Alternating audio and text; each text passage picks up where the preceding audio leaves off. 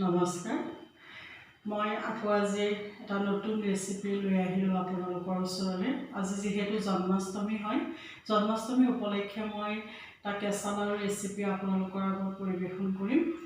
কিন্তু মই ৰেচিপিটো আৰম্ভ কৰাৰ আগতে মই প্ৰথম এটা ঘোষা পাঠ কৰি ল'ব ওলাইছোঁ। যিহেতু আজি পবিত্ৰ দিনত মই যদি ভগৱানক এবাৰ স্মৰণ কৰি নামৰ অধিকে নামৰ ভুল কৰা হ'ব। মই প্ৰসাদৰ ব্যৱস্থা প্ৰসাদো ঠিক কৰিছোঁ ভগৱানৰ ওচৰত অৰ্পণ কৰিবলৈ। যিহেতু আজি ৰাতিৰ পৰাহে অষ্টমী মিলিব, সেই গতিকে মই সন্ধিয়াৰ পৰা সেই কামখিনি আৰম্ভ কৰিম প্ৰসাদত। মই এতিয়া প্ৰথম ঘোষাটো পাঠ কৰিব ওলাইছোঁ। মুক্তিত নিস্পৃহ যিটো সেই ভকত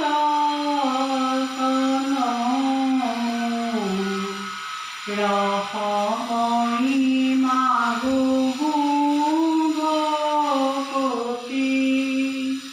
সমস্ত মস্তকমণি নিজ ভকতৰ বৈশ্য ভজো হেন দেৱ যদুপতি যাৰ ৰাম কৃষ্ণ নাম নাৱে ভৱ সিন্ধু তৰি পাৱে পৰম পদ পাপী যত সদানন্দ সনাতন হেনয় কৃষ্ণ সদা উপাসা কৰো হৃদয়ত মৎস্য কুৰ্ম নৰসিংহ বামন পৰশুৰাম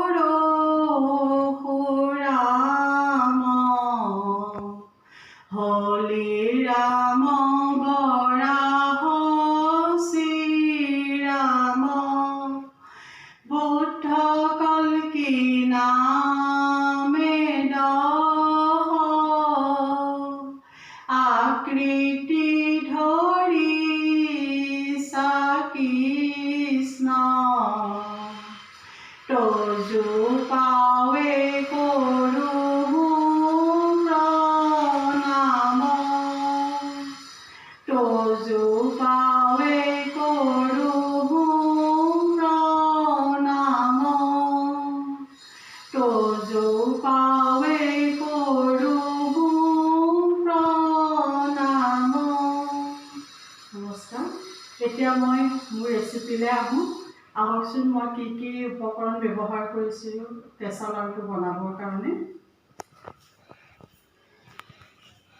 এয়া মই চেনি পিহি লৈছোঁ, এয়া পিঠাগুড়ি মই খুন্দি লৈছোঁ, আৰু এয়া নাৰিকল ৰুকা নাৰিকল হয়। এয়া মছলা দালচেনি ইলাচি এয়া খোৱা কৰ্পূৰ ব্যৱহাৰ কৰি মই, আৰু এয়া হৈছে কাজু বাদামৰ গুড়ি। মই মিক্সিত পেষ্ট বনাই লৈছোঁ কাজু বাদামখিনি। এয়া ঘি হয়, আৰু এয়া গৰু গাখীৰ। এতিয়া প্ৰথম মই এটা বাউললৈ বস্তুখিনি লৈ ল'ম। মই এতিয়া পিঠাগুড়িখিনি ইয়াত দি দিম। তাৰপাছত নাৰিকল ৰুকা নাৰিকলখিনিও দিম।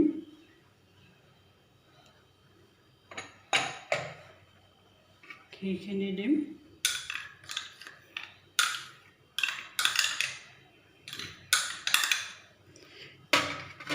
জন্মাষ্টমীত বিভিন্ন ধৰণৰ পায়স বনোৱা যাবে। পায়স বনাম, বুট মগু প্ৰসাদৰ ব্যৱস্থা প্ৰসাদৰো ঠিক কৰিছোঁ। কেঁচা লাড়ু বনাই এয়া কেঁচা লাড়ু বনোৱাৰ কাৰণে ঠিক কৰি লৈছোঁ, আৰু পকা মিঠৈ লাড়ু বনাম। মানে যি যি সচৰাচৰ বনোৱা যায় মই গোটেইখিনি বনাম। এটা মিঠাইৰো এটা উপকৰণ মই মিঠাই এটা প্ৰসাদ দিম। মই ইয়াত কাজু গুড়াখিনি দি দিছোঁ। এইখিনি মই অকণমান খুন্দনাটো গুড়া কৰি লওঁ। এয়া মই মছলাখিনি অকণমান গুড়া কৰি ল'লোঁ। এতিয়া মই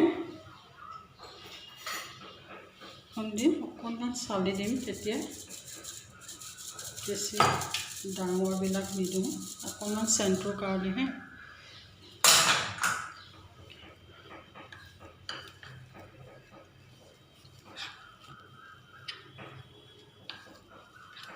আৰু মই পিঠাগুড়ি লাগিলে দিম, মই আছে কেঁচা পিঠাগুড়ি মই থৈ দিয়া।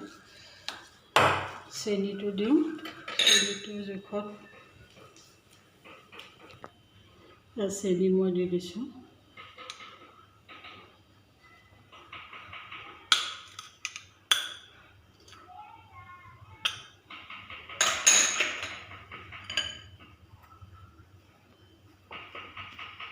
মই হাতেদি কৰোঁ, তেতিয়া বেছি ধুনীয়াকৈ মিহলি হ'ব।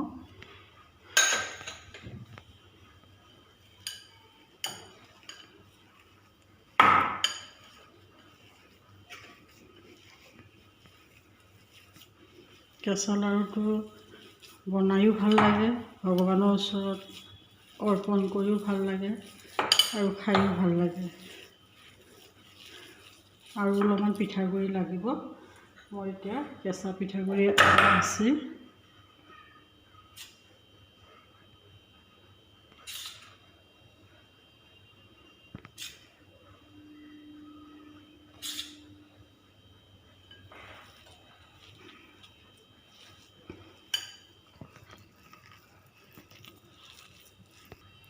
মই ইয়াত খোৱা কৰ্পূৰ অকণমান দিম চেণ্টটোৰ কাৰণে, অকণমান সৰু সৰুকৈ এনেকৈ কাটি দিছোঁ মিহিকৈ, তেতিয়া চেণ্টটো ধুনীয়া হ'ব। গাখীৰ ইয়াত নালাগিবই, মই লৈছিলোঁ যদিও, যিহেতু নাৰিকলৰ ৰসেৰে, নাৰিকলৰ গাখীৰে হৈয়ে গৈছে।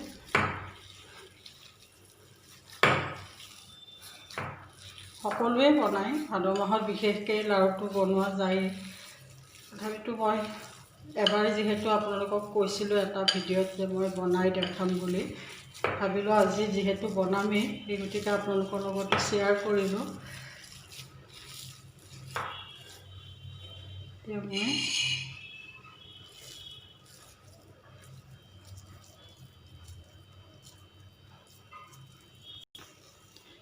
মই ধুনীয়াকৈ সানি ল'লোঁ, মিলি গৈছে গোটেইখিনি উপকৰণ। ইয়াত গাখীৰ দিব লগা নহ'লেই, যিহেতু নাৰিকল বেছিকৈ দিলোঁ আৰু ঘিটো বহুতখিনি দিয়া হৈছে। ঘি নাৰিকলতে পিঠাগুড়িখিনি ধুনীয়াকৈ মিলি গৈছে, পিঠাগুড়ি আৰু কাজুৰ পেষ্টখিনি। এতিয়া মই লাড়ু বনাই যাম।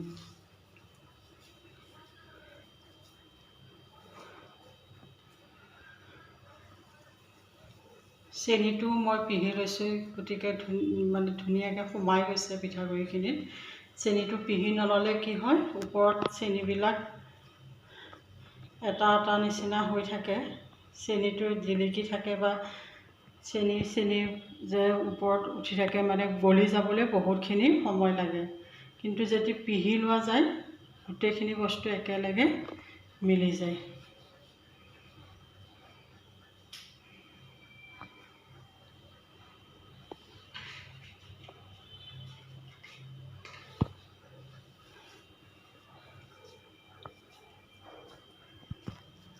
মই এটা এটাকৈ বনাইছোঁ লাড়ু, অকণমান ডাঙৰকৈ বনাইছোঁ।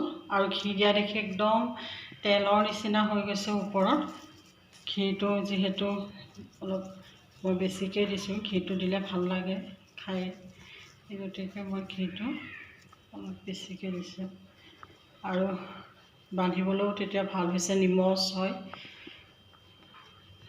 বহুতে বহুত ধৰণৰ, আজি জন্মাষ্টমী উপলক্ষে বহুত ধৰণৰ উপকৰণ বা প্ৰসাদৰ ভোগ বনাব।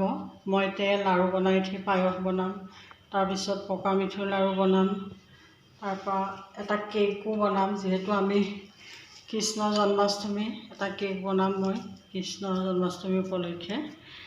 প্ৰসাদখিনিও ঠিক কৰিব আছে। আজি দিনটো বিভিন্ন ধৰণৰ কামত ব্যস্ত আছিলোঁ।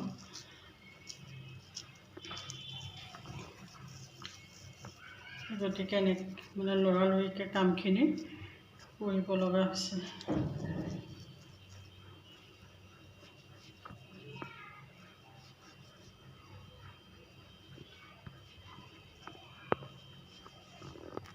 মই আৰু এটা বনাম, 5টা 7টা দিম মই, আৰু এইখিনিৰে মই আকৌ ভাপত দিয়া পিঠা বনাম। সেইটো ভগৱানৰ ওচৰত মই অৰ্পণ কৰিম। এইখিনি 7টা লাডু বনালোঁ, আৰু যিখিনি আছে এইখিনি আকৌ পিঠা বনাম।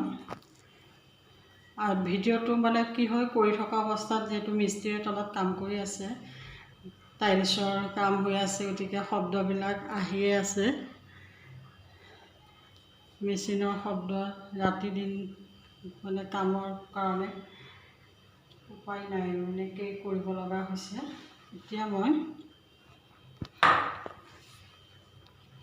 এইখিনিত দিওঁ এইটো।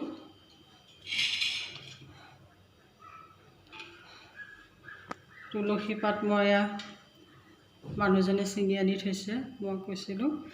এটা মই তুলসী পাত দিয়াৰ আগতে মই এডাল কেশৰ দিম।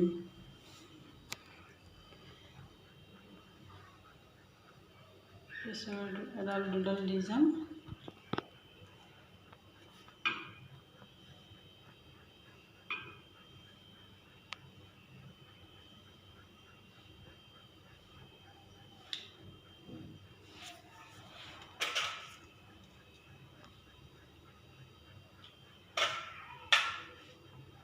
কেশৰ দিয়াৰ পাছত এতিয়া মই তুলসী পাত দি ঢাকি দিম।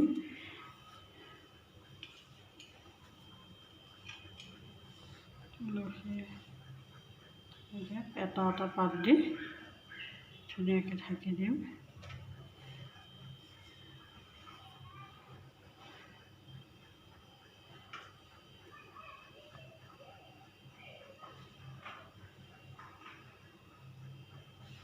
এয়া আমাৰ কেঁচা লাড়ু হৈ গৈছে। এয়া মই কেঁচা লাড়ু কেনেকৈ বনালোঁ আপোনালোকৰ দেখা পাইছে ভিডিঅ'টো।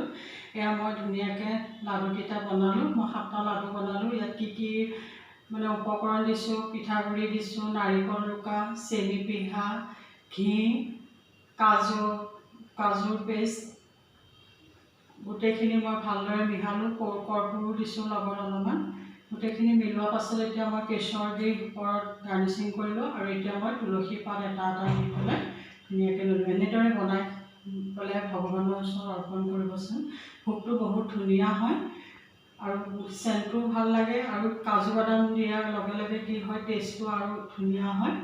গতিকে আকৌ এবাৰ মই সকলোকে জন্মাষ্টমীৰ বহুত শুভকামনা জনাই আজিৰ ভিডিঅ'টো মই ইমানতে সমাপ্ত কৰিলোঁ। আজিলৈ ইমানেই। ধন্যবাদ। আকৌ এবাৰ মই দেখাই দিছোঁ মোৰ ভোগটো।